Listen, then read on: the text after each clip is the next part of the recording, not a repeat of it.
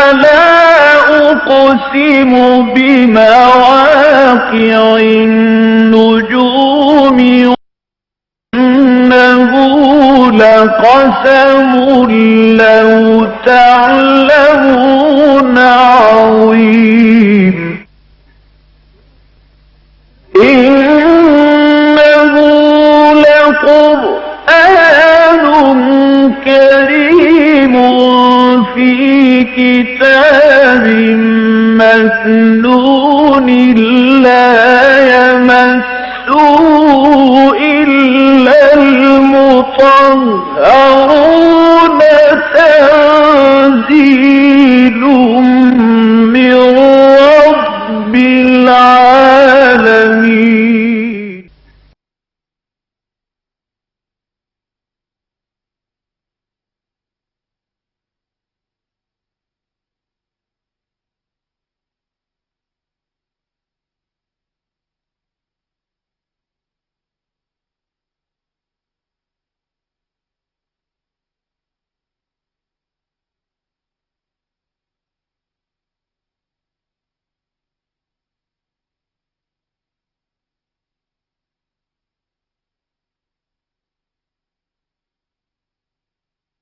نحمده ونصلي على رسوله الكريم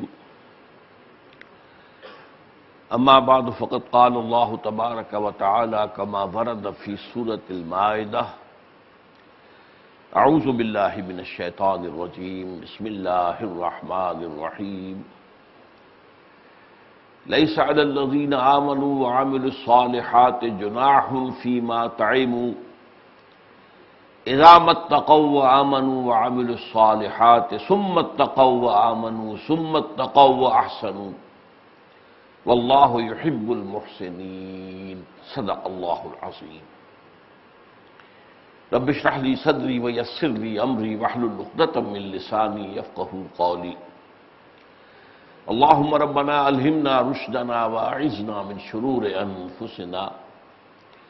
اللهم ارنا الحق حقا وارزقنا اتباعه وارنا الباطل باطلا وارزقنا اجتنابه. اللهم اجعلنا من عبادك المحسنين. اللهم اجعلنا من عبادك المحسنين. اللهم اجعلنا من عبادك المحسنين آمین یا رب العالمین.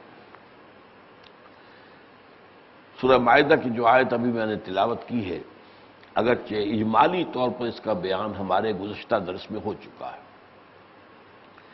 لیکن آج اس پر ذرا تفصیلی گفتگو کی ضرورت ہے، اور اس کے لیے پہلے آپ یہ سمجھ لیجئے کہ اس آیہ مبارکہ کا پس منظر کیا ہے، یا جسے ہم کہیں گے قرآنی تفسیری اصطلاح میں اس کا شان نزول کیا ہے۔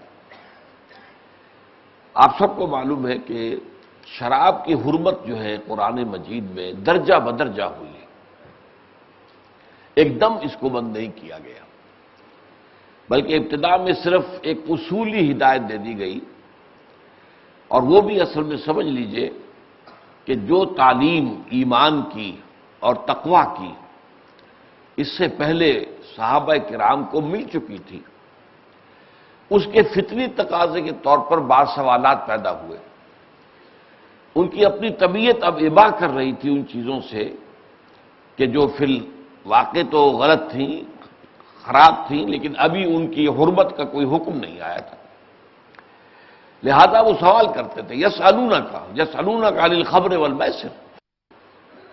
اب یہ خود سوال جو ہے بتا رہا ہے کہ ان کے اندر، ان میں سے بہت سے لوگوں کے اندر یہ تشویش پیدا ہو چکی تھی کہ یہ شراب تو اچھی شے نہیں ہے، تو یہ آپ سے پوچھتے ہیں شراب اور جوئے کے بارے میں۔ قل فیہما اسم کبیر ومنافع للناس، کہہ دیجئے اس میں بہت بڑا گناہ کا پہلو ہے، ہاں لوگوں کے لیے کچھ فوائد بھی ہیں۔ تھوڑی سی پی لینے سے انسان میں چستی آ جاتی ہے، اس کی ہمت بن جاتی ہے، وہ کوئی ڈپریشن سے نکل آتا ہے، تو یہ فوائد اس کے ہیں۔ تو فرمایا کہ اس کے اندر اس میں یقیناً منافع للناس بھی ہیں، وَإِسْمُهُمَا أَكْبَرُ مِن نَّفْعِهِمَا، لیکن ان دونوں چیزوں میں جو گناہ کا پہلو ہے وہ ان کے نفع کے پہلو سے بہت بڑھ کر ہے۔ بس یہاں بات روک دی گئی۔ تو اصولی ہدایت تو آ گئی، اگرچہ ابھی حرمت کا حکم نہیں آیا کہ مت پیو، حرام ہے یہ نہیں کہا گیا۔ ایک بات کا اندازہ البتہ ہو گیا کہ مکروہ شے ہے، ناپسندیدہ شے ہے، پسندیدہ چیز تو نہیں ہے۔ اس لیے جن کے اندر ایمان اور تقوی کے حس جو ہے وہ بیدار ہو چکی تھی، وہ اسی وقت تائب ہو گئے۔ کچھ اور لوگ تھے جو اس وقت تائب تو نہیں ہوئے، دیکھتے رہے، ابھی حرمت کا حکم تو نہیں آیا ہے۔ پھر آیت نازل ہوئی وَلَا تَقْرَبُوا الصَّلَاةَ وَأَنْتُمْ سُكَارَىٰ، نماز کے قریب نہ جاؤ جبکہ تم نشے کی حالت میں ہو، حَتَّىٰ تَعْلَمُوا مَا تَقُولُونَ، یہاں تک کہ تم نشے سے واپس آ جاؤ اور جو تم کہو اسے واقعی سمجھو کہ میں کیا کہہ رہا ہوں۔ نشے کی حالت میں تو پتہ نہیں آدمی کیا بکواس کر دیتا۔ اب اس سے مزید تقویت حاصل ہو گئی ان حضرات کو جنہوں نے پہلے بھی تشویش تھی، تو بہت سے مزید لوگوں نے شراب پینا چھوڑ دیا۔ پھر آخری حکم آیا جو ہم پڑھ چکے ہیں سورہ مائدہ میں، رجس بھی کہا گیا، عمل شیطان بھی کہا گیا، فاجتنبوہ، باز آ جاؤ، ہل انتم منتہون، باز آتے ہو کہ نہیں؟ یعنی اب تک تو تمہیں باز آ جانا چاہیے تھا، اب بھی اگر باز نہیں آتے تو ظاہر بات ہے کہ اب یہ معاملہ جو ہے پھر یہ حدود سے تجاوز ہو جائے گا، پھر تو یہ گویا کہ سرکشی ہوگی، اللہ کے احکام سے بغاوت ہوگی۔ اس پس منظر میں اصل میں ایک شدید تشویش پیدا ہوئی صحابہ کرام کو، جو پیتے چلے آ رہے تھے، ساری عمر ہو گئی تھی۔ اب فرض کیجئے ایک شخص 60 برس کا ہے اور شراب پیتا رہا ہے ساری عمر، اور یہ میں آپ کو بتا چکا ہوں کہ جیسے آج کے مغربی معاشرے میں پینے کی اصل چیز تو شراب ہے، پانی تو اصل میں دھونے وونے غسل کرنے کے کام آنے والی بات ہے، برتن دھو لو، جسم کو دھو لو، صاف کر لو، غسل کر لو، یہ دھونا جو ہے کپڑے دھو لو، لیکن یہ کہ اصل میں پینے کی شے ہے وہ تو شراب ہے۔ یہی معاملہ عرب میں تھا، کھانے کے ساتھ ان کے شراب جو ہے وہ ایک مستقل، جیسے ہم کہتے ہیں روٹی پانی، وہاں جو ہے وہ اس کے ساتھ روٹی کے ساتھ شراب، یہ ہو رہا گویا کہ ایک معمول تھا۔ تو جب یہ اسٹرانگ الفاظ آئے رجس من عمل الشیطان، گندگی ہے، شیطانی عمل ہے، تو اب تشویش پیدا ہوئی کہ ہمیں تو اتنا عرصہ ہو گیا پیتے ہوئے، تو ہمارے تو جسم کے ایک ایک خلیے میں، ایک ایک سیل کے اندر جو ہے یہ نجاست پہنچ چکی ہے، اب ہمارے لیے نجات کیسے ممکن ہوگی؟ اس پر اس تشویش کو رفع کرنے کے لیے یہ آیت نازل ہوئی کہ جو لوگ ایمان اور عمل صالح پر کاربند رہے ہیں اور جس چیز کی حرمت کا حکم آ گیا اس سے رک گئے ہیں، البتہ جس چیز کی حرمت کا حکم ابھی نہیں آیا، چاہے وہ مکروہ شے تھی، چاہے وہ ناپسندیدہ تھی، اس میں وہ ملوث رہے ہیں، لیکن جیسے ہی حکم آیا باز آ گئے، تو انہوں نے اس سے پہلے جو کھایا پیا اس پر کوئی مواخذہ نہیں ہوگا۔ لیس علی الذین آمنوا وعملوا الصالحات جناح، کوئی حرج نہیں ہے، کوئی گناہ کی بات نہیں ہے، کوئی مواخذہ نہیں ہوگا اللہ تعالیٰ کی طرف سے ان لوگوں سے کہ جو ایمان اور عمل صالح کی جنرل روش کے اوپر جو ہے گامزن رہے، اذا ما اتقوا وآمنوا وعملوا الصالحات، جبکہ انہوں نے تقوی اختیار کیے رکھا اور ایمان اور عمل صالح کی راہ پر گامزن رہے، شاہراہ پر چلتے رہے، ثم اتقوا وآمنوا، پھر ان کے اندر تقوی اور بڑھا، مزید انہوں نے تقوی میں ترقی کی اور وہ ایمان کے مقام پر فائز ہو گئے، یقین والے ایمان کے مقام پر فائز ہو گئے۔ ثم اتقوا، پھر اور تقوی میں ان کے اضافہ ہوا، اصلاح میں اور پیش قدمی کی، اور اس کے بعد یہ کہ ثم اتقوا واحسنوا، پھر وہ مقام احسان پر فائز ہو گئے۔ تو اس اعتبار سے اب اس آیت کا ایک حاصل جو ہے وہ سیاق اور سباق اور پس منظر کے اعتبار سے تو وہ تو اتنا ہی ہے جو میں نے بیان کر دیا کہ یہ ایک روش ہے، جو لوگ اس روش پر چل رہے، ایمان عمل صالح، پھر ایمان میں اضافہ، پھر اور عمل صالح، پھر اور ایمان، پھر اور اضافہ، پھر احسان، یہ ایک روش ہے، اور اس کے لیے میں لفظ استعمال کر رہا ہوں سلوک، جو سالک ہیں اس راستے پر چل رہے ہیں، تو ان کے لیے اس میں کوئی حرج نہیں ہے کہ پہلے وہ کیا کر چکے۔ چنانچہ سود کے بارے میں بھی جب حکم آیا تو یہ تھا وَلَهُ مَا سَلَفَ، اب جو کچھ پہلے کھایا پیا جا چکا ہے وہ اللہ تعالیٰ اس کو معاف کرنے والا ہے، اب اس کا یہ نہیں ہوگا پچھلا حساب دو، تم نے ساری عمر میں کتنا سود کھایا ہے یا کتنا سودی کاروبار کیا، آج توبہ کرو، پچھلا حساب اللہ صاف کر دے گا۔ یہی معاملہ ہو گیا تھا تحویل قبلہ پر کہ 16 مہینے تک حضور کے حکم کے تحت صحابہ نے بیت المقدس کی طرف رخ کر کے نماز پڑھی ہجرت کے بعد۔ اب ہجرت سے پہلے جب تک آپ مکے میں تھے تو وہاں نظری طور پر یہ ممکن تھا کہ بیک وقت کعبہ بھی سامنے ہو اور بیت المقدس بھی سامنے ہو۔ آپ کعبے کی جنوبی دیوار جو ہے، یہ جو اہم ترین حصہ ہے کعبے کا، جن میں ایک جو کونا ہے اس میں تو حجر اسود لگا ہوا ہے، دوسرا کونا وہ جسے رکن یمانی کہتے ہیں، اور انہی دونوں کے مابین خاص طور پر اس دعا کی تلقین ہے ربنا آتنا فی الدنیا حسنۃ وفی الآخرۃ حسنۃ وقنا عذاب النار۔ باقی اور 3 جوانب جو ہیں، 3 اطراف جو ہیں، اس جو طواف آپ کر رہے ہیں اس میں آپ جو چاہیں دعا مانگیں، یہاں یہ دعا جو ہے یہ مستحب ہے۔ اب اگر کوئی شخص کھڑا آگے ہوتا تھا تو اس کے سامنے کعبہ تو ہے ہی ہے، لیکن عین اسی سیدھ میں بیت المقدس بھی تھا۔ اس کو اصطلاح میں کہتے ہیں استقبال القبلتین، 2 قبلوں کا رخ کر دینا، ایک ہی، یوں سمجھیے کہ ایک تیر میں 2 شکار، آپ نے رخ کیا ہے اور آپ کے سامنے کعبہ بھی ہے اور مسجد اقصی بھی ہے، یروشلم بھی ہے۔ مدینے میں آ کر ایسا ممکن نہیں تھا، مدینہ درمیان میں ہے، بیت المقدس شمال میں ہے اور مکہ جنوب میں ہے۔ اب آپ مکے کو فیض کریں گے تو ظاہر بات ہے پشت ہوگی بیت المقدس کی طرف، بیت المقدس کو فیض کریں گے تو پشت ہوگی کعبے کی طرف۔ لیکن بہرحال پہلا فیصلہ یہی تھا، اس میں تفصیل میں نہیں جانا چاہتا کہ آیا یہ کسی وحی خفی کی بنیاد پر تھا یا حضور کا اپنا اجتہاد تھا، واللہ عالم، لیکن حضور کا حکم تھا اور ادھر رخ کر کے نماز پڑھی گئی۔ لیکن حضور کو خود بھی تشویش رہی کہ یہ اصل جو ہے قبلہ وہ تو کعبہ ہے، پہلا قبلہ ہے حضرت ابراہیم، ان اول بیت وضع للناس للذی بمکہ، پہلی مسجد تو تعمیر جو ہوئی ہے روئے ارضی پر لوگوں کے لیے کہ اللہ کی عبادت کریں، وہ تو مکے میں تھی۔ اس اعتبار سے اصل قبلہ وہ ہے، تو کب وہ حکم آتا ہے قد نرى تقلب وجهك في السماء فلنولينك قبلة ترضاها، تو اس اعتبار سے حضور کو بھی تشویش تھی، انتظار تھا کہ کب تحویل قبلہ کا حکم آئے اور میں اپنا رخ پھیر دوں۔ وہ جب آیا آپ نے رخ پھیر دیا۔ اب یہ تشویش پیدا ہو گئی، اور ظاہر بات ہے کہ وہاں ایک ایلیمنٹ یہود کا ایسا تھا جنہوں نے اس سچویشن کو ایکسپلائٹ کیا۔ یہ کیسا دین ہوا جس کا قبلہ ہی معین نہیں ہے؟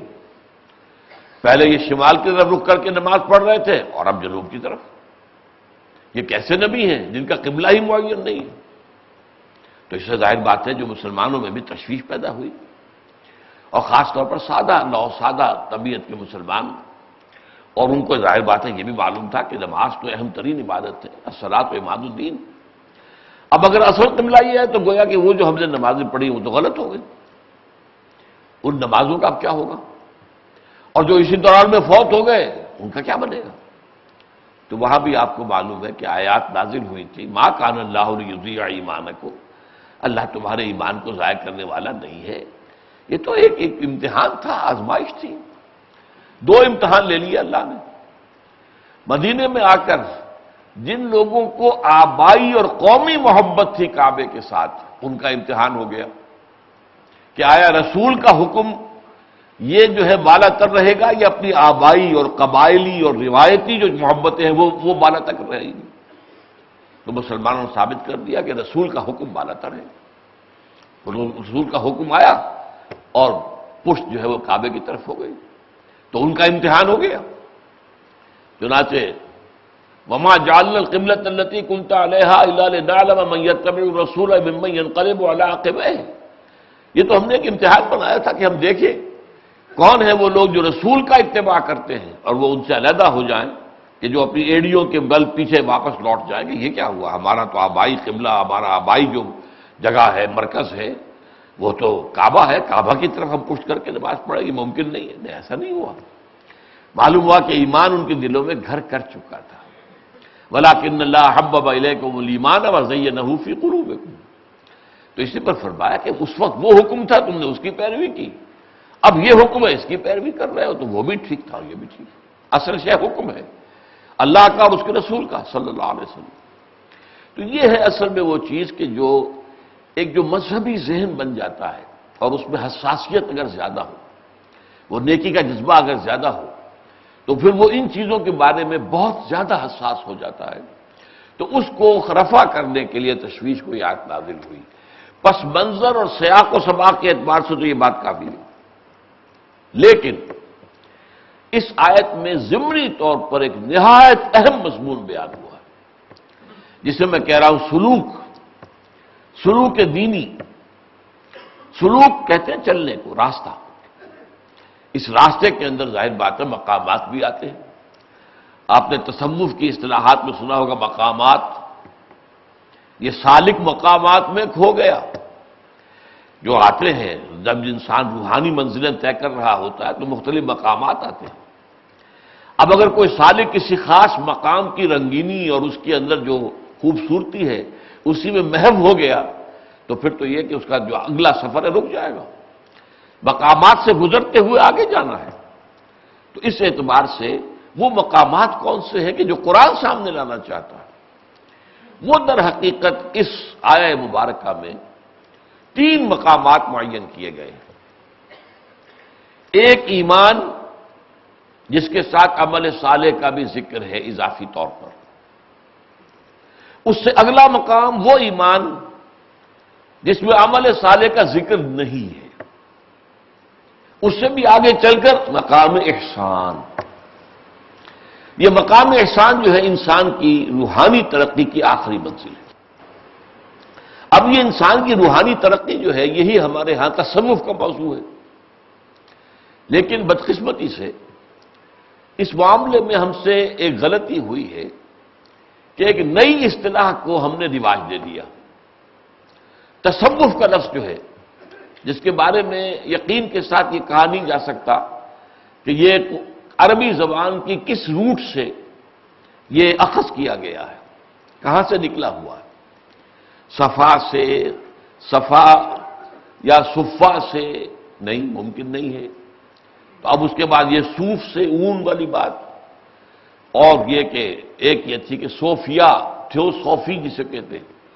بہرحال یہ ہے کہ کوئی متفق علیہ بات نہیں ہے کہ اس لفظ کا اصل منبع کیا ہے، اور نمبر 2 قرآن میں نہ یہ لفظ ہے نہ حدیث میں ہے، بلکہ ڈاکٹر میر ولی الدین مرحوم جو حیدرآباد دکن کے رہنے والے تھے اور جامعہ عثمانیہ میں head of the department of philosophy رہے، بڑے مصنف تھے، بہت بڑے عالم تھے۔ قرآن اور تصوف کے نام سے ان کی ایک بڑی کتاب بھی ہے ضخیم۔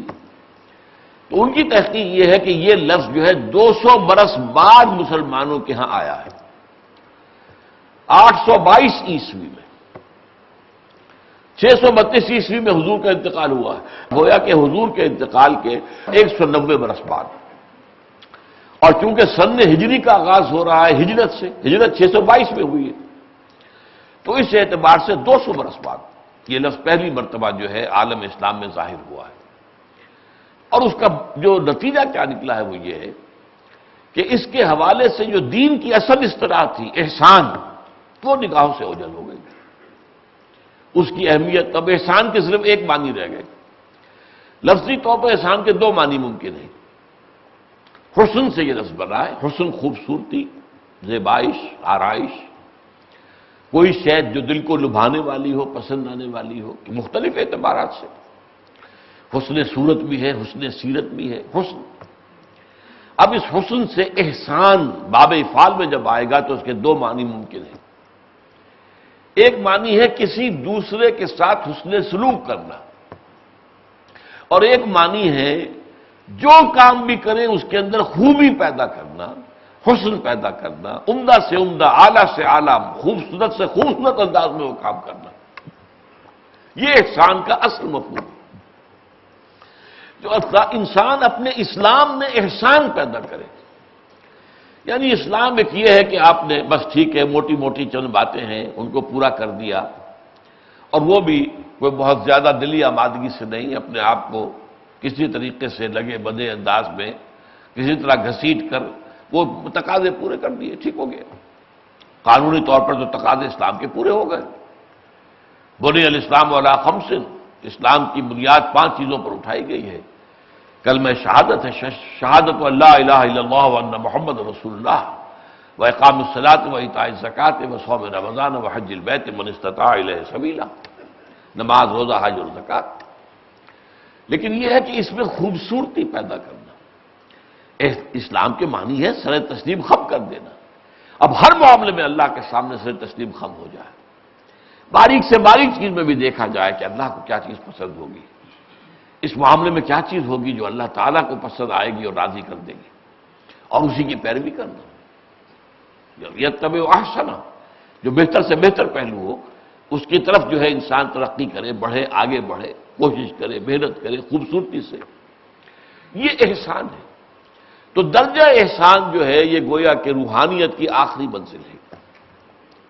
اس پر جو گفتگو ہوئی ہے وہ حدیث جبرائیل میں، اور وہ حدیث ایسی ہے جس پر ایک امریکی نے، اسکالر نے، اگرچہ ہمیں یقین کے ساتھ معلوم نہیں ہے کہ وہ ایمان لے آیا ہے یا نہیں، ولیم سی چٹک، اور ان کی بیوی موراتا، وہ جاپانی ہے، 350 صفحے کی یہ کتاب لکھی ہے، دی ویژن آف اسلام، اس حدیث پر، حدیث جبرائیل کے اوپر بیس کر کے، اور واقعتاً قابل مطالعہ کتاب ہے۔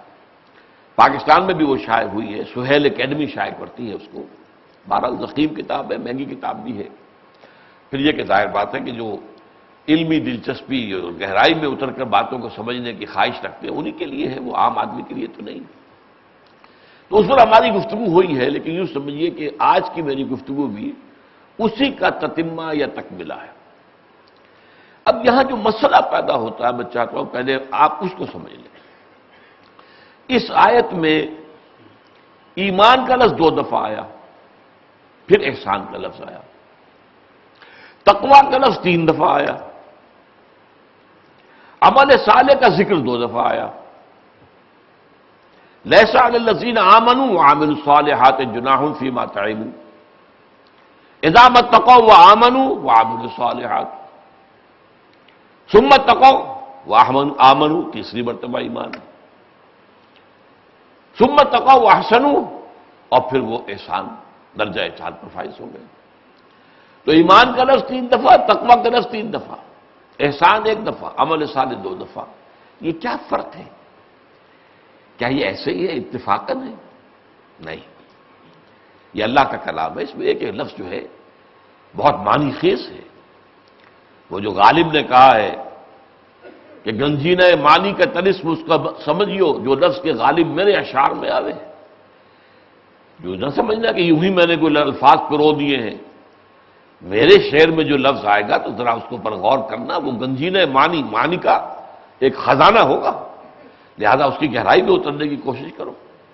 گنجینہ معنی کا طلسم اس کو سمجھیو، وہ لفظ جو غالب میرے اشعار میں آوے، اور زیر ہر لفظ غالب چیزہ ہم میں خانہ ہے، غالب کے ایک ایک لفظ کے نیچے تو ہمیں علم کا، معرفت کا میں خانہ پورا کا پورا کھلا ہوا نظر آیا۔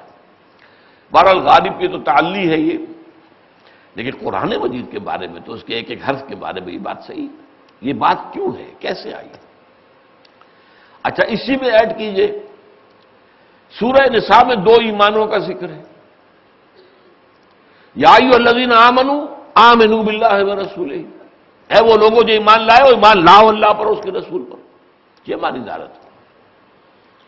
بظاہر کوئی شخص جو ہے بہت سطحی سا ہو، جیسے ستیارتھ پرکاش کا مصنف تھا دیانند سرسوتی، اس نے ایسی ہی چیزوں پر اعتراضات کیے تھے۔ یہ کیا مطلب، اے ایمان والو ایمان لاؤ، یہ تو کمال جو ہے محمل ہوگی بات، جو ایمان والے ہیں وہ ایمان لائیں، یہ ہماری دعوت ہے۔ یا ایھا الذین آمنوا آمنوا باللہ ورسولہ، اے ایمان والو ایمان لاؤ اللہ پر، اس کے رسول پر۔ اب یہاں 2 ایمان ہو گئے، ایک سوالیہ نشان تو آ گیا نا۔ یہاں جیسا کہ میں نے عرض کیا 3 دفعہ ایمان کا ذکر آ رہا ہے، لیس علی الذین آمنوا وعملوا الصالحات جناح فیما طعموا اذا اتقوا وآمنوا وعملوا الصالحات ثم اتقوا وآمنوا ثم اتقوا واحسنوا۔ تو یہ بات بھی غور طلب ہے بہت۔ اسی طرح کا انداز سورہ صف میں ہے، یا ایھا الذین آمنوا هل ادلکم علی تجارۃ تنجیکم من عذاب الیم تؤمنون باللہ ورسولہ وتجاہدون فی سبیل اللہ باموالکم وانفسکم۔ اے ایمان والو، کیا تمہیں وہ کاروبار بتایا جائے جو دردناک عذاب سے نجات دے دے؟ ایمان لاؤ اللہ پر، اس کے رسول پر، اور جہاد کرو اس کی راہ میں اپنی جان اور مال کے ساتھ. یہاں پھر وہی سوال پیدا ہوگا، خطاب کن سے ہو رہا ہے؟ یا ایھا الذین آمنوا، اور ان سے کہا جا رہا تؤمنون باللہ ورسولہ، ایمان لاؤ اللہ پر اس کے رسول. یہاں بھی دو ایمان ہو گئے. تو اس اعتبار سے کچھ کوشچن مارکس سامنے آتے ہیں. اچھا، اسی کے ساتھ سورہ حجرات میں اسلام اور ایمان دو الفاظ ایک دوسرے کے مقابل میں آئے. قالت الاعراب آمنا قل لم تؤمنوا ولكن قولوا اسلمنا ولما يدخل الايمان في قلوبكم. یہ بدو اس کے مدعی ہیں کہ ہم ایمان لے آئے. اے نبی ان سے کہہ دیجیے تم ایمان ہرگز نہیں لائے ہو، بلکہ یوں کہو کہ ہم مسلمان ہو گئے، اسلام لے آئے، اور ابھی تک ایمان تمہارے دلوں میں داخل نہیں ہوا. اب یہاں اسلام ورسس ایمان. پھر قرآن مجید میں سورہ نساء میں وہ آیت بھی ہے کہ اگر تم کہیں نکلو سفر پر اور کوئی شخص تم سے جو ملاقات کرے وہ اپنا اسلام ظاہر کرے، کہے کہ میں بھی مسلمان ہوں، تو مت کہو لست مومنا، تم نہیں کہہ سکتے کہ تم مومن نہیں. اس لیے کہ اگر اسے مومن مان لیں گے، مسلمان مان لیں گے، تو اس کی جان اور مال جو ہے وہ تو اب گویا کہ پوری طریقے سے محفوظ ہو گئی، آپ اس سے کوئی چیز چھین نہیں سکتے. اگر وہ مشرک ہے، کافر ہے، تو ٹھیک ہے، پھر اسے آپ قتل بھی کر سکتے ہیں، اس کا مال بھی آپ لے سکتے ہیں. اب یہ بڑا چونکہ ایک کریٹیکل ایشو تھا، فرمایا نہیں، وہ کہہ رہا ہے میں مسلمان ہوں، تو میں ماننا پڑے گا میں مسلمان ہوں، جبکہ کوئی اور چیز معلوم نہیں ہے. ہاں کوئی شخص جو ہے وہ کلمہ شہادت کے بعد فرض کیجئے یہ کہتا ہے میں قرآن کو تو نہیں مانتا، اب اس کی تکفیر کی جائے گی، وہ ایک علیحدہ شے ہے. بالکل تکفیر ایک سیکنڈری فینومینن ہے. اگر کسی شخص کے بارے میں اور کچھ معلوم نہیں، قطعاً کچھ معلوم نہیں، وہ کہتا ہے اشہد ان لا الہ الا اللہ واشہد ان محمد رسول اللہ، you have to accept him as a Muslim and you can't deny that you are not a مومن. How can you? تم نے کیا دلوں کو چیر کر دیکھ لیا ہے؟ تم تو نہیں جانتے. ایمان تو دل کے اندر ہوتا ہے. اور یہی بات میں نے کئی مرتبہ واقعہ سنایا حضرت اسامہ ابن زید کا رضی اللہ تعالی عنہما.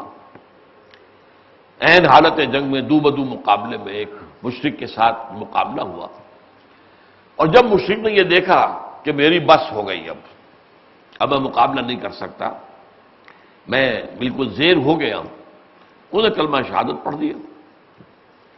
حضرت اسامہ نے یہ سوچا جو میں اور آپ ہوتے تب بھی یہی سوچتے یقیناً کہ اس نے بہانہ بنایا جان بچانے کا، ہیلا کیا، لہذا انہوں نے اسی بنیاد پر تلوار چلا دی، گردن اڑا دی.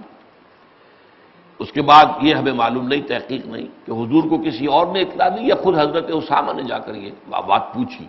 دغدغہ تو ہو گیا دل میں، یہ میں نے ٹھیک کیا یا غلط کیا. حضور نے ناراضگی کا اظہار کیا، اے اسامہ کیا کرو گے جب قیامت کے دن کلمہ شہادت تمہارے خلاف استغاثہ لے کر آئے گا؟ اے اللہ میرے ہوتے ہوئے تلوار چلائی اس کو.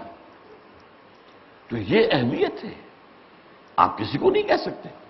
ہاں اس کے بعد معلوم ہو کہ یہ تو در حقیقت ہندوستان کا یہ جو ہے جاسوس بن کر آیا تھا، مسلمان بن کر، لبادہ اوڑھ کر، خطرہ بھی کرائی، داڑھی بھی رکھی، کچھ قرآن بھی یاد کیا، نماز پڑھی. چنانچہ آپ کے علم میں ہے کہ ہمارے یہاں سیالکوٹ ایریا کے اندر کچھ خبریں ایسی آئی تھی بعض مساجد میں جو انڈیا کے جاسوس کئی سال تک بطور امام کام کرتے رہے. تو بعد میں کھلا کہ ان کے حجروں میں سے ٹرانسمیٹرز وغیرہ برآمد ہوئے، وہ یہاں کی ساری نقل و حرکت جو تھی فوج کی وہ پہنچاتے تھے. اب اس کے بعد اس پر اقدام جو آپ چاہے کریں. جیسا کہ میں نے کہا کہ اگر کوئی شخص کلمہ شہادت کے بعد آپ اور کچھ معلوم نہیں ہے تو وہ اس نے اسلام کے لیے کافی ہے. لیکن بعد میں معلوم ہوا کہ یہ قرآن کا منکر ہے، یا یہ ختم نبوت کا منکر ہے، یا یہ حضور کے بعد کسی اور کو نبی مانتا، اب تکفیر کی جائے. یہ تکفیر ہے. تو اس اعتبار سے یہ تمام مسائل بڑے گمبھیر ہیں. اب یہ جو معاملہ ہے ان کا حل کیا ہے، اصل میں سوچنے کی بات ہے. سمپلسٹ فارم کیا ہے؟ دو اسلام ہے، دو ایمان ہے. قانونی اسلام کلمہ شہادت کہتے ہی آپ کا داخلہ ہو گیا. حقیقی اسلام ہمتن اللہ کے سامنے اپنی گردن کو جھکا دینا، اپنے آپ کو بچھا دینا. یہاں سے لے کر وہاں تک ز عشق تاب صبوری ہزار فرسنگ است. ہماری ان گفتگوؤں میں تو معلوم ہوتا ہے کہ اسلام کی جو کوئی خاص اہمیت ہے ہی نہیں، اصل اہمیت تو ایمان کی ہے۔ لیکن ہم دیکھتے ہیں سورہ بقرہ میں 15ویں رکوع میں حضرت ابراہیم اور حضرت اسماعیل علیہ السلام دعا کر رہے ہیں اللہ سے، وَإِذْ يَرْفَعُ إِبْرَاهِيمُ الْقَوَاعِدَ مِنَ الْبَيْتِ وَإِسْمَاعِيلُ رَبَّنَا تَقَبَّلْ مِنَّا إِنَّكَ أَنْتَ السَّمِيعُ الْعَلِيمُ رَبَّنَا وَاجْعَلْنَا مُسْلِمَيْنِ لَكَ وَمِنْ ذُرِّيَّتِنَا أُمَّةً مُسْلِمَةً لَكَ۔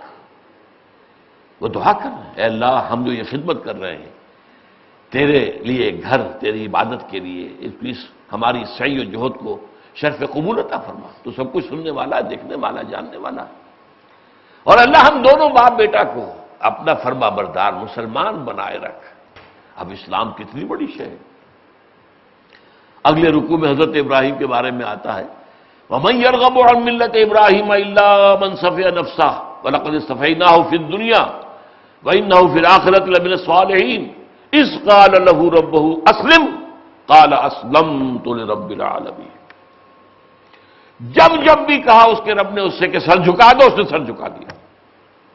اللہ نے کہا بیٹے کو ذبح کر دو، تیار ہو گیا، چھری ہاتھ میں لے کر پھیر دی گردن۔ اس حد تک وَإِذِ ابْتَلَىٰ إِبْرَاهِيمَ رَبُّهُ بِكَلِمَاتٍ فَأَتَمَّهُنَّ۔ اب یہ ساری کیفیت اسلام کے تحت آ گئی۔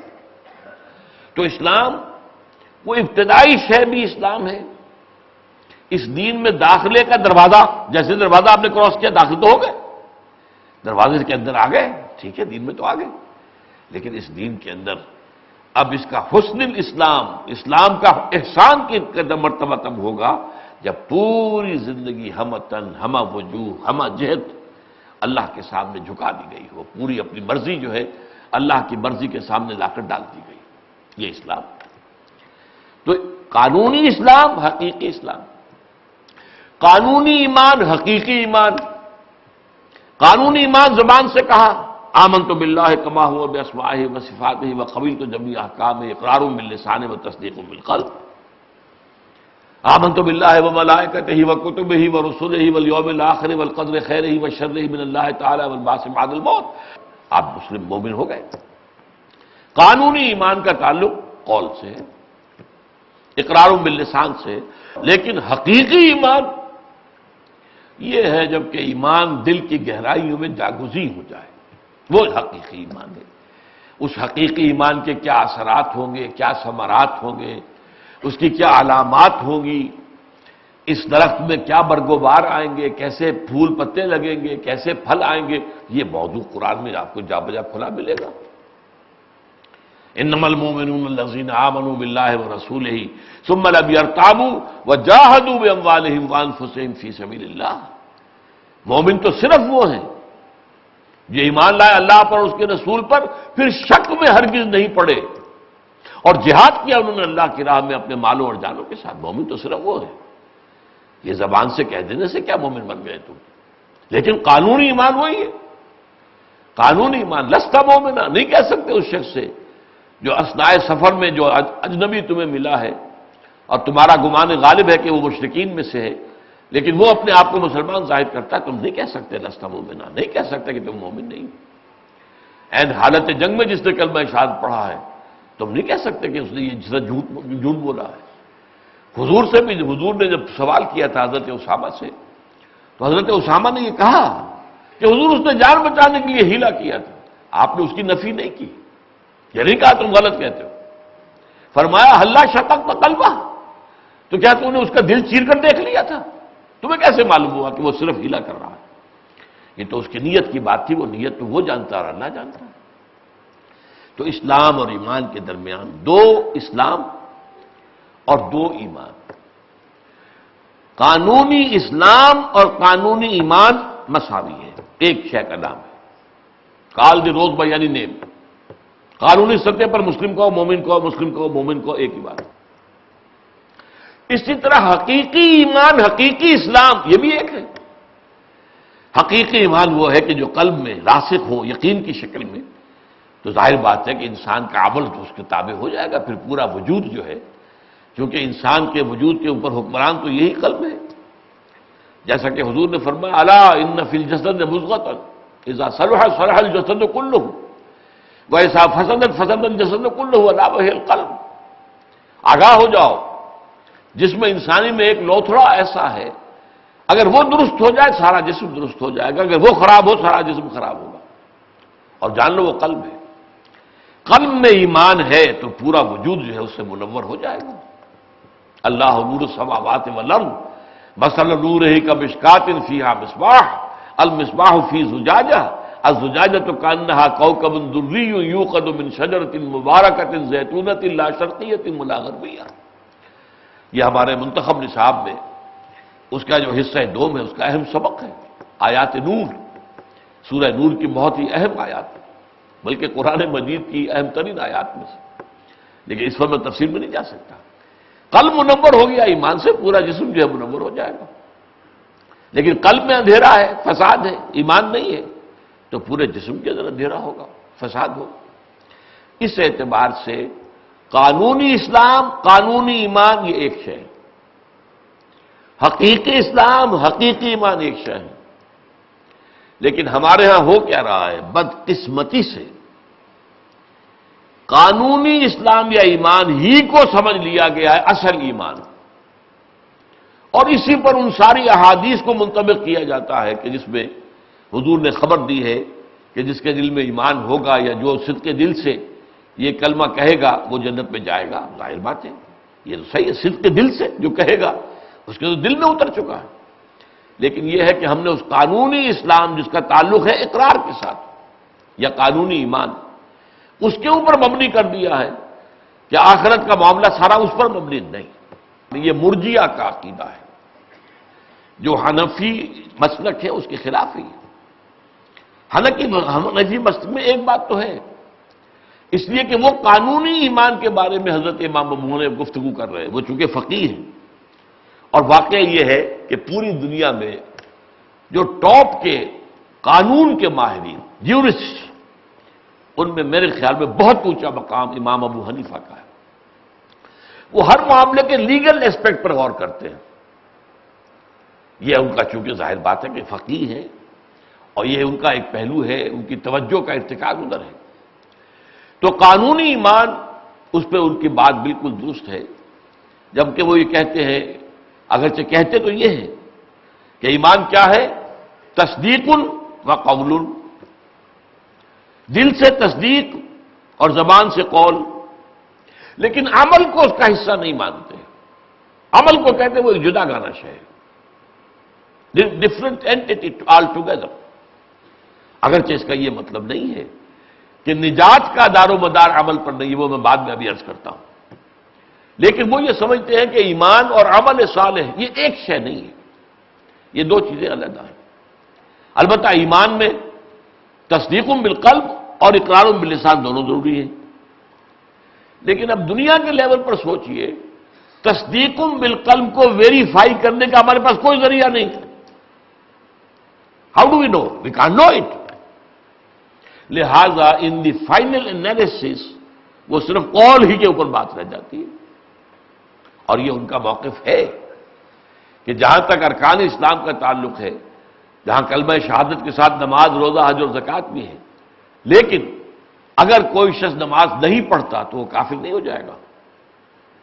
ہاں نماز کا انکار کرے گا تو کافر ہو جائے گا، زکوٰۃ نہیں دیتا فاسق ہے، فاجر ہے، انکار کرے گا کافر ہو جائے گا۔ اسلامی ریاست میں تو ظاہر بات ہے زبردستی اس سے لی جائے گی، اگر نہیں دے گا تو جنگ کی جائے گی، جیسے کہ حضرت ابوبکر رضی اللہ تعالیٰ عنہ نے کیا، لیکن یہ کہ کافر نہیں ہو جاتا وہ۔ تو گویا کہ ارکان اسلام میں سے بھی صرف شہادت یہی باقی رہ گئی۔ امام ابو حنیفہ کا یہ موقف ہے، لیکن جیسا کہ میں نے عرض کیا وہ اعمال کو علیحدہ تو سمجھتے ہیں، یہ ایمان علیحدہ شے ہے، عمل علیحدہ شے، لیکن نجات اخروی کا دار و مدار اعمال پر بھی ہے، اور وہ کس طور سے؟ اگر تصدیق بالقلب ہے، یہ تو آخرت میں ظاہر ہو جائے گا ہے یا نہیں ہے، یہ تو ہماری مجبوری ہے، دنیا میں ہم فیصلہ نہیں کر سکتے کہ ہے یا نہیں ہے۔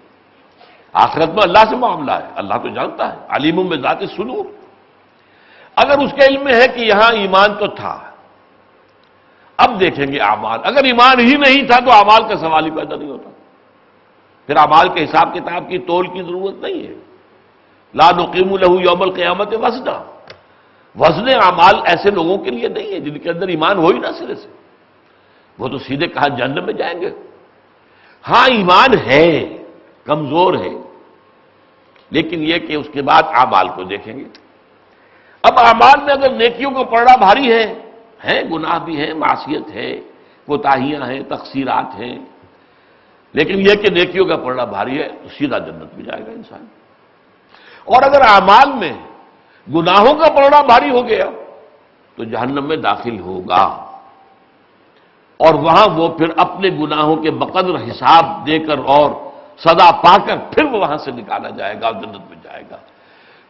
تو ایمان اگر تھا تو بالآخر تو جنت میں آ جائے گا، لیکن جہنم میں اس کا یہ دوڑ تھوڑا قیام بھی کوئی ایسی معمولی بات نہیں ہے۔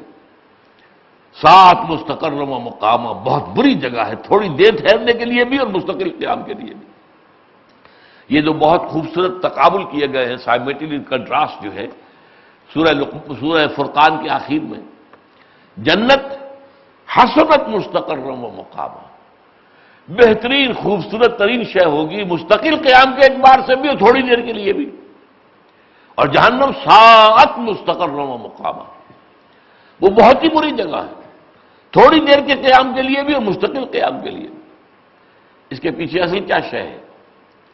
آپ دیکھیے دنیا میں حسین ترین علاقہ، آپ وہاں چلے جائیے، کشمیر چلے جائیے، سوئٹزرلینڈ چلے جائیے، کس قدر خوبصورتی ہے، کیا رعنائی ہے، کتنا دل کو لبھا دینے والے مناظر ہیں۔ مستقل وہاں رہنا پڑے تو وہ کوئی خوبصورتی اور رعنائیت ختم ہو جائے گی، پھر اس میں کوئی انسان کو ہوش نظر نہیں آئے گا، بس رہ رہا ہے مستقل، عادی ہو گیا، اب اس کے اندر کوئی دل کو لبھانے والا پہلو ہے ہی نہیں۔ لیکن جنت وہ جگہ ہے کہ جہاں ہمیشہ رہیں گے اور اس کی رعنائیوں میں کوئی کمی نہیں آئے گی۔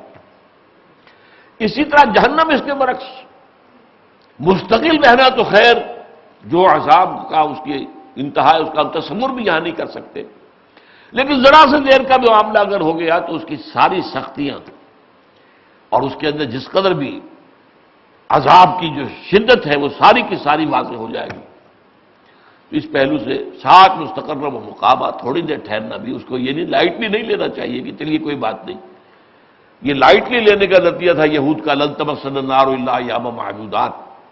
اچھا ہمارے ہاں کیا ہوا ہے کہ اگرچہ امام ابو حنیفہ کا موقف وہ ہے جو میں نے ابھی بیان کیا، لیکن عام طور پر ہمارے جو عوام ہیں، عوام الناس، جہلا، وہ چونکہ قانونی ایمان ہی کو ایمان سمجھ لیتے ہیں، اور قانونی ایمان وہ تو ہے اقرار باللسان والی بات، اور اسی پر نجات کے دار و مدار، تو اگر ایمان تھوڑا سا بھی ہوا تو نجات تو ہو جائے گی، لیکن قانونی ایمان پر معاملہ نہیں ہے اللہ کا، اللہ نے ایمان قلبی کا معاملہ ہے، تھوڑا سا بھی ہے تو بالآخر نجات ہو جائے گی، بالکل نہیں ہے تو اعمال کا سوال ہی پیدا نہیں ہوتا نیکی اور بدیوں کے وزن کرنے کا۔ اور اگر ایمان تھا، کمزور تھا، زیادہ قوی نہیں تھا، اور اس ایمان کے تحت نیک اعمال بھی ہوئے ہیں، اور اس ایمان کے ضعف کی وجہ سے کچھ انسان سے کوتاہیاں بھی ہوئی ہیں، لغزشیں بھی سرزد ہوئی ہیں، تو پھر وزن اعمال ہوگا۔ تو اس حوالے سے یہ جو امام ابو حنیفہ کا موقف ہے، جس کو کہ کہا جاتا ہے یعنی ایمان و قول، تو انالیسس فائنل یہی ہے کہ ان کا معاملہ قول ہی پر بنتا ہے، ولا یزید ولا ینقص، نہ گھٹتا ہے نہ بڑھتا ہے۔ اس کے برعکس امام بخاری بات کرتے ہیں الایمان قول و عمل،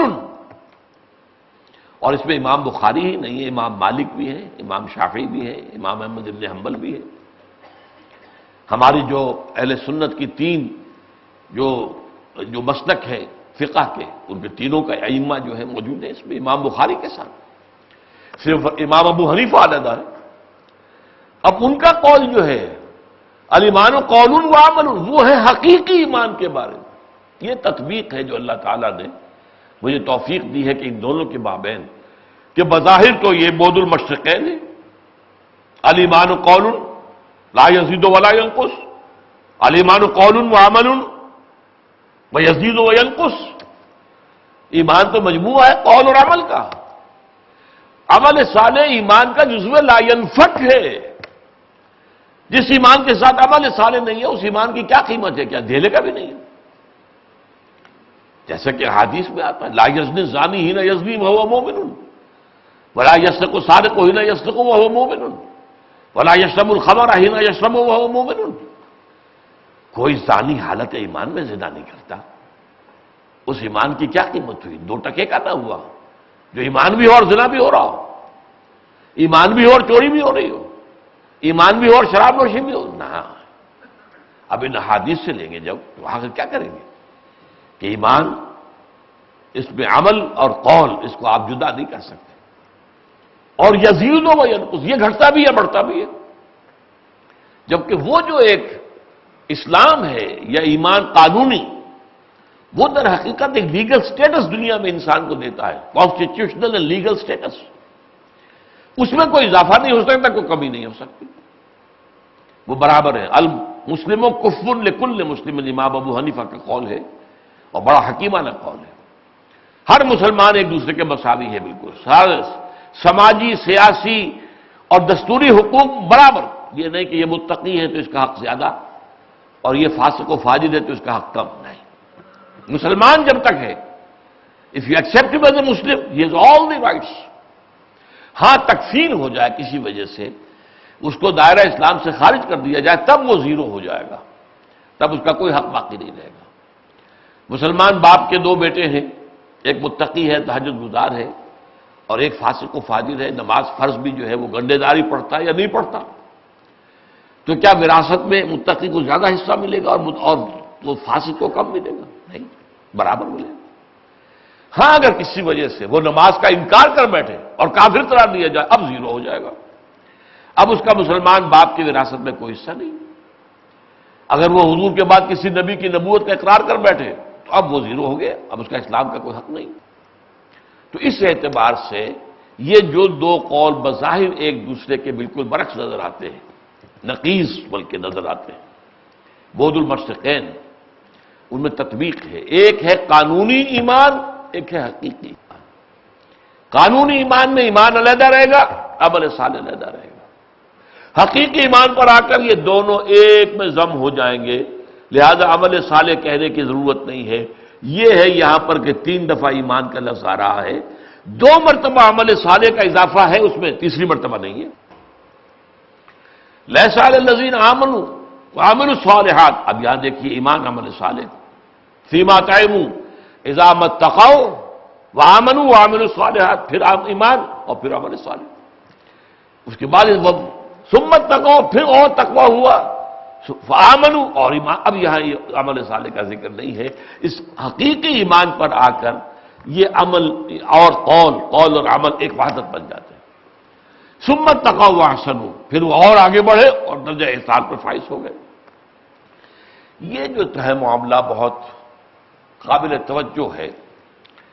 جیسے کہ اب اسلام کے بھی اس وقت دنیا میں 2 کانسیپٹ ہیں.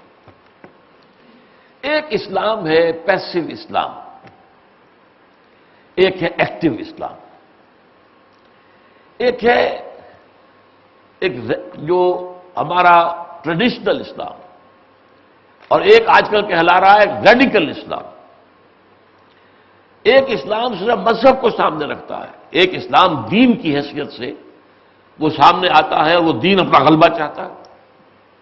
تو جس طرح یہ 2 تصورات بھی مسلمانوں میں اس وقت عام ہے اور مغرب جو ہے ایکسپلائٹ کر رہا ہے اس کو. وہ اصل میں کہتا ہے کہ اصل میں ہمارا مقابلہ، ہماری دشمنی ان سے ہے جو اسلام کو دین سمجھتے ہیں، نظام سمجھتے ہیں، پولیٹیکل سوشو اکنامک سسٹم سمجھتے ہیں. باقی عام مسلمان جو اسلام کو نماز، روزہ، حج، زکات کا محدود سمجھتے ہو، قال اللہ قال رسول اپنے مدرسوں مسجدوں میں کرتے رہے، ہمیں تو کوئی اعتراض نہیں. اور یہ بات جو ہے ایک اعتبار سے ان کا رویہ جو ہے اس کی گواہی دیتا ہے. بش کہہ سکتا ہے you have come here a immigrants, مسلمانوں تم آئے، you bought churches and synagogues turn them into mosques, we never objected. تم نے چرچ خریدے، سینیگوگ خریدے، سلوتا جو یہودیوں کی عبادت گاہ ہوتی ہے، یہودیوں کی مساجد سینیگوگ، اور انہیں مسجد بنا لیا، ہم نے کوئی اعتراض کیا؟ تم نے ہمارے ہاں لاکھوں، خاص طور پر جو افرو امریکنز ہیں، بلیک امریکنز، ان کو مسلمان کر لیا، ہم نے کوئی اعتراض کیا؟ تو مذہب اسلام سے ہماری کوئی جنگ نہیں. دین اسلام کے ساتھ ہمارا معاملہ جو ہے کہ وہ تو پھر ہمارے مقابلے میں آ گیا. ہمارا ایک سسٹم ہے، ہمارا ایک سیاسی نظام ہے، سیکولر نظام ہے. وہ اس میں ہیومن ساورنٹی، پاپولر ساورنٹی کی بنیاد پر قانون سازی ہوگی. انسانوں کے نمائندے جو چاہیں گے قانون بنائیں گے. آپ کہیں گے یہ تو حرام ہے، حرام ہوا کرے. ہماری پارلیمنٹ کی اکثریت نے فیصلہ کیا قانون تو یہی رہے گا. اب رکھو اپنے پاس حلال اور حرام. اپنی مسجدوں میں جا کے قرآن کی تلاوت کر لیا کرو یا کہیں اور. لیکن یہاں تو نظام چلے گا ڈیموکریسی کا، secular democracy based on popular sovereignty. ہمارا تو کیپٹلزم کا نظام چلے گا، free market, free economy based on interest, capitalism یہ چلے گا.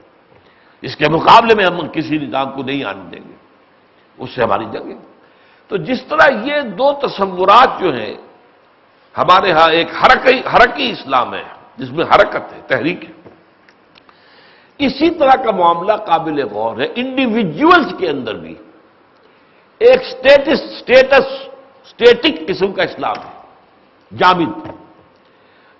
دوسرا اسلام اس کے اندر دین وہ ڈائنامک، آگے سے آگے بڑھنے کی کوشش کرنا. نہ صرف دنیا کے اندر دین کو غالب کرنے کی جد و جہد میں، بلکہ خود اپنی اندرونی کیفیات کے اعتبار سے، اپنے تزکیہ نفس کے اعتبار سے، اپنے اسلام کو ذاتی سطح پر بھی زیادہ سے زیادہ حسین بنانا، خوبصورت بنانا، اس کے اندر دل فریبی پیدا کرنا، اس کے اندر جو حسن پیدا کرنا. اس کے لیے یہ جو سلوک ہے یہ بھی در حقیقت تحریک اسلامی جسے ہم کہتے ہیں، اس کے دونوں اسپیکٹ سامنے رہنے چاہیے. ایک تحریک ہے آؤٹ سائڈ، میں اپنے سے باہر جو جد و جہد کر رہا ہوں، بھاگ دوڑ کر رہا ہوں، دین کو پھیلانا، دین کی دعوت عام کرنا، لوگوں کو جمع کرنا، بلانا، دعوت دینا، منظم کرنا.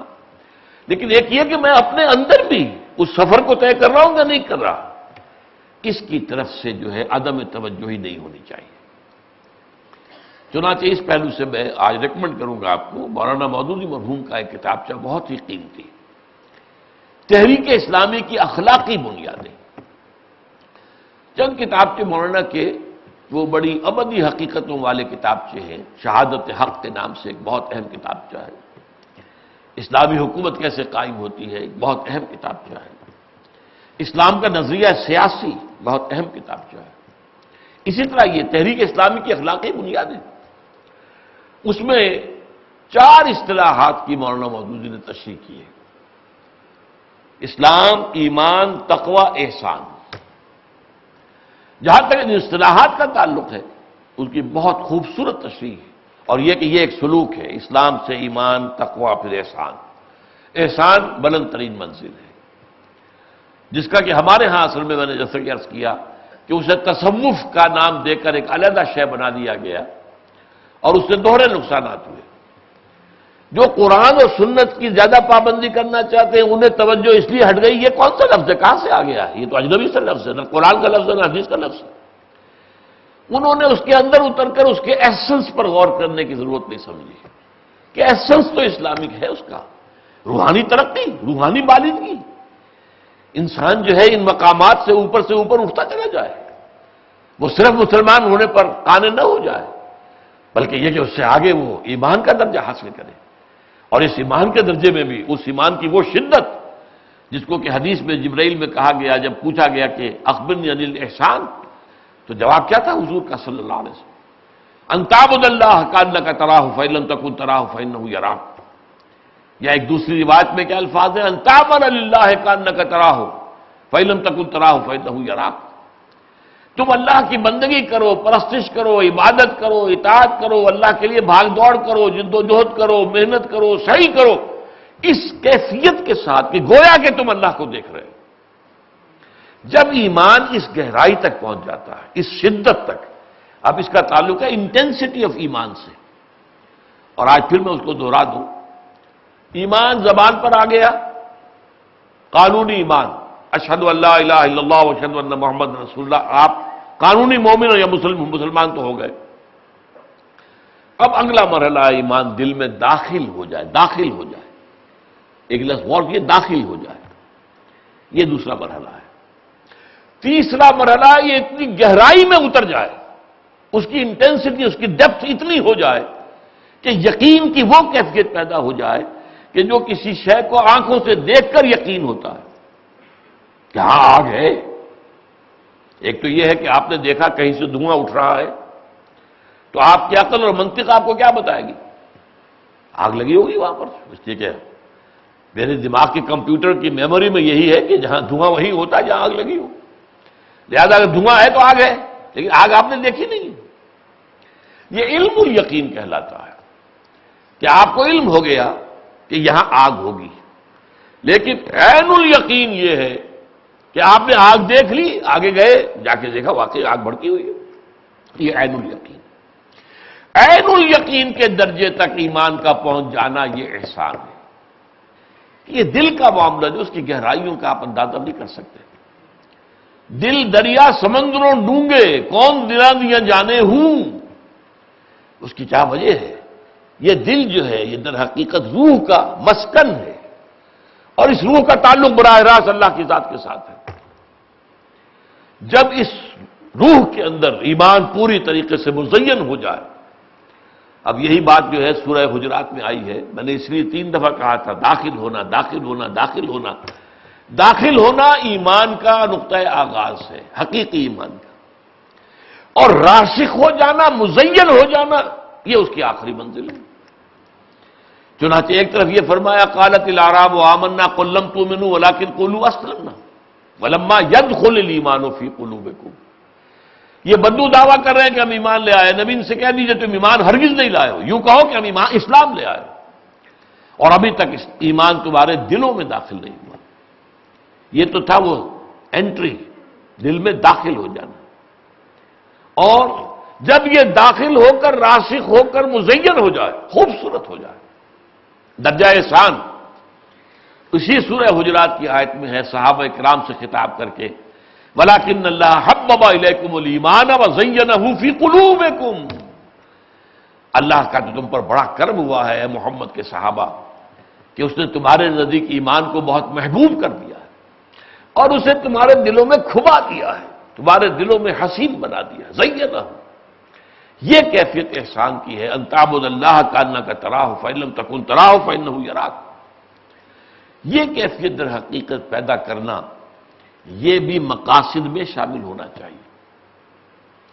صرف اسلام کے اوپر قانع ہو جانا نہیں۔ یہ جو 2 ایکٹیویزم ہیں، نوٹ کر لیجئے، ایمان کی بنیاد پر 2 ایکٹیویزم سامنے آئیں گے۔ ایک ایکٹیویزم ایکسٹرنل ہے، باہر کا، ماحول کو بدلنا، قرآن کی دعوت کو پھیلانا، قرآن کے پیغام کو عام کرنا، قرآن کی تعلیم دینا، پھر جو لوگ مان لے انہیں جمع کرنا، منظم کرنا، طاقت بنانا، پھر باطل سے ٹکرانا، یہاں تک کہ اگر جنگ کی نوبت آتی ہے تو نقد جان ہتھیلی پر رکھ کر حاضر ہو جانا۔ یہ ایکٹیویزم ہے باہر کا۔ ایک انٹرنل ایکٹیویزم ہے جو ہمارے ہاں تصوف کا موضوع بن گیا، لیکن وہ ہے ایمان کا جز، دین کا حصہ ہے۔ صرف یہ کہ ایک عنوان جو آ گیا اس کے اوپر، اس کی وجہ سے بعض لوگ اباح کرتے ہیں۔ ہاں ٹھیک ہے، اس میں بعض چیزیں شامل ہو گئی ہیں، کچھ غلط نظریات بھی آ گئے ہیں، کچھ غلط تصورات بھی آ گئے ہیں، اس لیے کہ روحانیات کا علم تو بڑا قدیم علم ہے۔ آپ کو معلوم ہندوستان میں جوگیوں کا معاملہ ہے، بڑے بڑے کرشمے وہ دکھا دیتے ہیں، وہ بہت بڑے بڑے شعبدے دکھا دیتے ہیں۔ اسی طریقے سے کرسچین مسٹیسزم بہت بڑی شے ہے، بڑی اس کی تاریخ ہے، اس کے خراب پہلو بھی ہے۔ راہب خانوں میں جو کچھ ہوتا تھا، راہباؤں اور راہبوں کے درمیان نام نہاد، وہ اپنی جگہ پر ایک دھبا ہے، لیکن اس کا یہ مطلب نہیں ہے کہ کرسچین مسٹیسزم کے اندر کوئی پہلو تھا ہی نہیں۔ یقیناً ان کے ہاں بڑے بڑے درویش پیدا ہوئے، اس میں کوئی شک نہیں ہے۔ تو یہ معاملہ جو ہے اپنی جگہ پر ایک مشترک موضوع ہے، روحانی ترقی اسلام میں بھی وہ ہے۔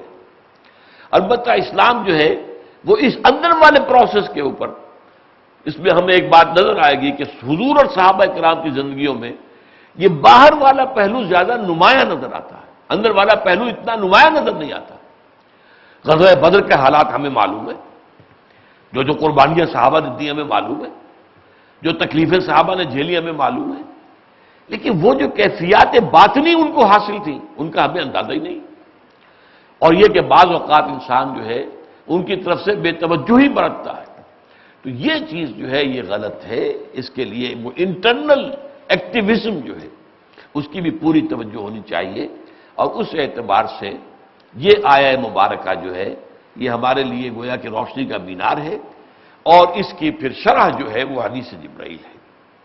لیس علی الذین آمنوا وعملوا الصالحات جناح فیما طعموا اذا ما اتقوا وآمنوا وعملوا الصالحات ثم اتقوا وآمنوا ثم اتقوا واحسنوا. میں نے مولانا مودودی مرحوم کے کتابچے کا ذکر کیا ہے، اس میں چھوٹا سا اختلاف بھی میں بیان کر دوں. مولانا نے ان چاروں کو مقامات کا درجہ دے دیا ہے، اسلام، ایمان، تقوی، احسان. اس سے مجھے اختلاف ہے. یہ آیت اور حدیث جبرائیل دونوں وہ تین ہی مقامات کو مانتے ہیں، اور تقوی ڈرائیونگ فورس ہے، اسی لیے وہ 3 دفعہ ریپیٹ ہو رہا ہے. سمت تقو، سمت تقو، سمت تقو. یہ وہ ڈرائیونگ فورس ہے کہ جو آدمی کو ایک مقام پر بیٹھ کر اور بس کانے ہونے سے روکتا ہے، اور آگے بڑھو، اور آگے بڑھو، اور آگے بڑھو. جیسے کہ حضور نے فرمایا صلی اللہ علیہ وسلم، جس شخص کے 2 دن ایک جیسے رہے وہ بڑے گھاٹے میں رہا. کل آپ روحانی اعتبار سے جس مقام پر کھڑے تھے آج بھی وہی کھڑے ہیں، تو گھاٹے میں گئے. آپ کے 24 گھنٹے کہاں گئے؟ زیرو ہو گئے. ان 24 گھنٹوں میں آپ کا کچھ سفر تھوڑا سا اور طے ہونا چاہیے تھا. آپ کے اندر اور آگے، آگے سے آگے ہے جستجو کہ خوب سے ہے خوب تر کہاں. جیسے دنیا میں بہتر سے بہتر آسائشوں پر اور آسائشوں کا اضافہ کیا جائے، لگژریز ہوں، یہ ہوں، دولت ہو، مال ہو، ہے جستجو کہ خوب سے ہے خوب تر کہاں. اسی طریقے سے اپنے دین کو خوب سے خوب تر بنانا، یہی احسان ہے. دین میں خوبصورتی پیدا کرنا، دین میں حسن اسلام. اس میں میں ایک آپ کو حدیث سنا دوں جس میں یہ حضرت ابو ہریرہ رضی اللہ تعالی عنہ سے مروی ہے، اور یہ متفق علیہ روایت ہے.